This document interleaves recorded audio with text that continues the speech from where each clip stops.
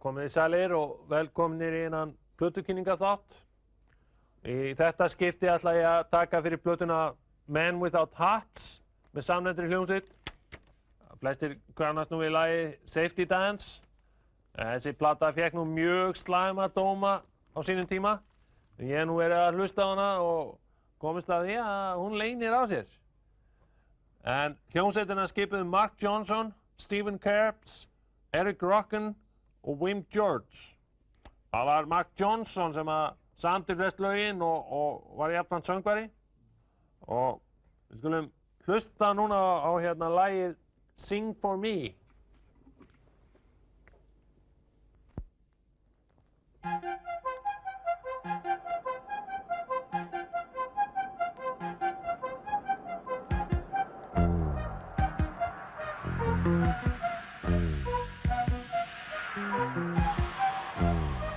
Nei, það að koma inn góð kafli hérna.